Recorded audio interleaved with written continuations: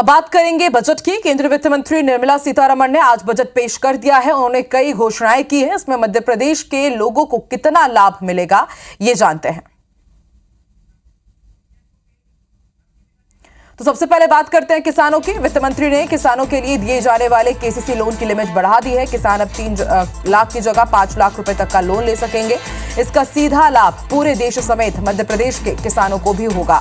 मध्य प्रदेश में 72 लाख किसान हैं, उनको ये लाभ मिलेगा। इनकम टैक्स की सीमा बढ़ने से भी अब सीधे तौर पर भोपाल, इंदौर, जबलपुर जैसे बड़े शहरों में रहने वाले मिडिल क्लास लोगों को और नौकरी पेशा लोगों को भी सीधा लाभ मिलेगा। पीएम स्वनिधि योजना में स्ट्रीट बिजनेस शुरू करने वालों के लिए बैंक लोन की सीमा 10,000 से बढ़ाकर 30,000 रुपए कर दी गई है और इसका भी फायदा मध्य प्रदेश के 12 लाख स्ट्रीट वेंडर्स को मिलेगा। सूक्ष्म और लघु उद्योग के लिए ऋण गारंटी कवर 5 करोड़ रुपए से बढ़ाकर 10 करोड़ रुपए करने और स्टार्टअप के लिए 10 से 20 करोड़ रुपए बढ़ाने से सूक्ष्म और लघु उद्योगों को फायदा मिलेगा। छोटे उद्योगों के लिए विशेष क्रेडिट कार्ड योजना से मध्य प्रदेश के 49,000 छोटे उद्योगों को लाभ मिलेगा। मध्य प्रदेश में हर लोकसभा क्षेत्र में मेडिकल कॉलेज खोले जा रहे हैं। मेडिकल कॉलेज में सीटों को करीब 1.25 लाख तक बढ़ाने की घोषणा से डॉक्टर्स की कमी दूर होगी। अगले 5 साल में 75,000 सीटों को जोड़ने से मध्य प्रदेश में भी चिकित्सा शिक्षा क्षेत्र बदलेगा। इसके अलावा बजट में शहरी विकास के लिए किए गए 1 लाख करोड़ रुपए के अर्बन चैलेंज फंड का भी प्रावधान है, जिससे भोपाल समेत प्रदेश के अन्य स्मार्ट सिटीज को मौका मिलेगा। जल जीवन मिशन की सीमा साल 2028 तक बढ़ाने से घर घर जल पहुंचने की योजना से मध्य प्रदेश के गांव और शहरों को भी फायदा मिलेगा। एससी और एसटी वर्ग की महिलाओं के लिए 2 करोड़ का टर्म लोन देने की घोषणा से प्रदेश की इस वर्ग की महिलाओं को भी इसका लाभ मिलेगा।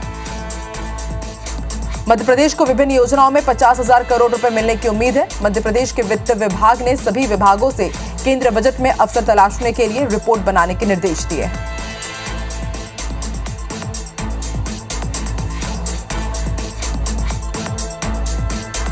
और बजट आने के बाद नेताओं के रिएक्शन भी आने लगे हैं। सीएम डॉक्टर मोहन यादव ने केंद्रीय बजट को लेकर एक्स पर पोस्ट किया। केंद्रीय बजट को लेकर उन्होंने लिखा कि यह बजट विकसित भारत के संकल्पों को सिद्ध करने वाला है। यह कल्याणकारी और समावेशी बजट है। समग्र विकास के साथ स्टार्टअप्स, इनोवेशन, एआई से परिपूर्ण है। और इसके अलावा बीजेपी और कांग्रेस के नेता इस बजट पर किस तरह का रिएक्शन दे रहे हैं वो भी आपको सुनवाते हैं।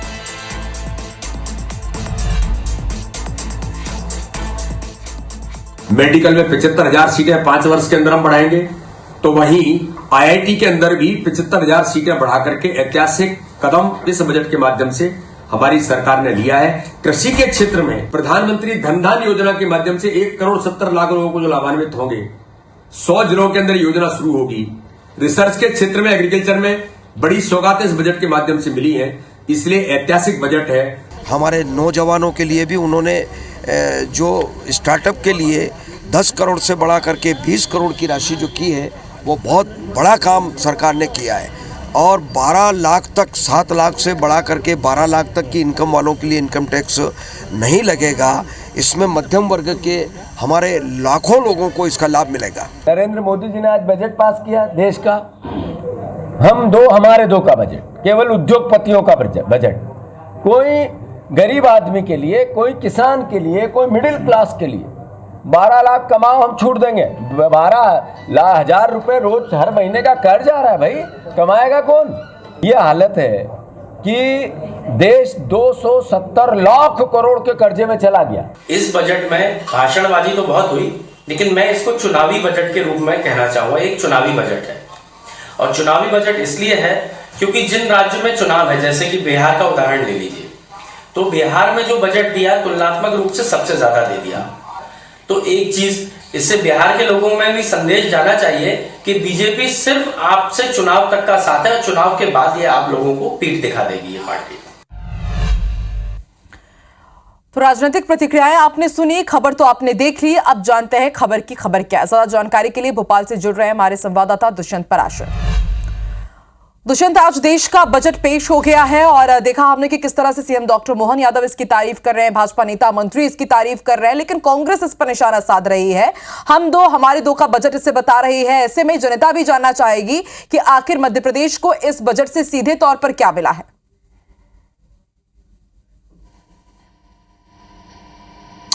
बिल्कुल, देखिए बजट में अलग अलग राज्यों के लिए अलग अलग प्रावधान जो है वो वित्त मंत्री निर्मला सीतारमण ने किए हैं। और जिस तरीके से अगर केंद्र सरकार की बात की जाए तो केंद्र सरकार ने तमाम सारी जो देश की जनता है उसको 4 वर्गों में बांटा है, गरीब, किसान, महिला और युवा। तो ऐसे में चारों वर्गों को अलग अलग तरीके से यहाँ पर सम्मानित भी किया गया है और उन्हीं के समस्याओं के निदान के लिए तमाम सारे प्रावधान भी अलग अलग तरीके से किए गए हैं।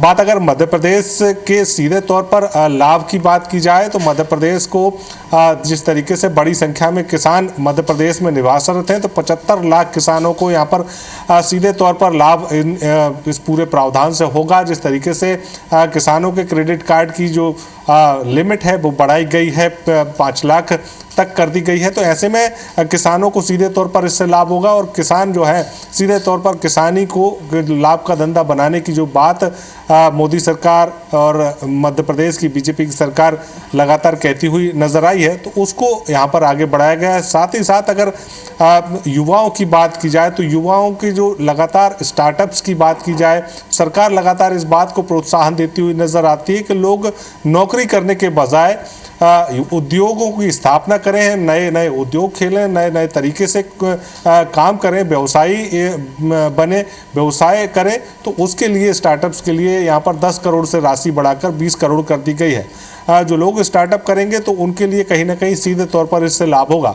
साथ ही साथ अगर मध्यम वर्गीय परिवारों की बात की जाए, उन लोगों की बात की जाए जिन लोगों को सबसे ज़्यादा टैक्स जो है वो चुकाना होता है, कर्मचारियों की बात की जाए, रिटायरमेंट हो चुके कर्मचारियों की बात की जाए, तो उन तमाम सारे लोगों को सीधे तौर पर फ़ायदा होगा जिन लोगों को 7 लाख से ज़्यादा जो उनकी इनकम है वो अब 12 लाख सरकार ने कर दी है। तो ऐसे में इनकम टैक्स स्लैब में भी सीधे तौर पर छूट मिली है और उसी के चलते कहीं ना कहीं सीधे तौर पर लाभ यहाँ पर होता हुआ नजर आ रहा है। महिलाओं को यहाँ पर सौगातें जो है वो यहाँ पर दी गई हैं। महिलाओं को, युवाओं को, तमाम सारे वर्गों को यहाँ पर सम्मानित करने की बात यहाँ पर सरकार कहती हुई नजर आ रही है। तमाम सारे वर्गों का ध्यान रखा गया है। उद्योग धंधों की अगर बात की जाए तो लगातार निवेशकों के साथ में मुख्यमंत्री डॉक्टर मोहन यादव चर्चा करके जापान से लौटे हैं, लेकिन इसके साथ साथ केंद्र की मोदी सरकार भी लगातार मध्य प्रदेश में उद्योगों की स्थापना के लिए कदम से कदम ताल मिलाकर चल रही है। अभी आकलन किया जा रहा है कि इस बजट से किन वर्गों को कितना फायदा मिला है और मध्य प्रदेश के लिए क्या कुछ खास है, ये आकलन के बाद सबके सामने आ ही जाएगा। बहुत शुक्रिया अपनी जानकारी के लिए दिशा।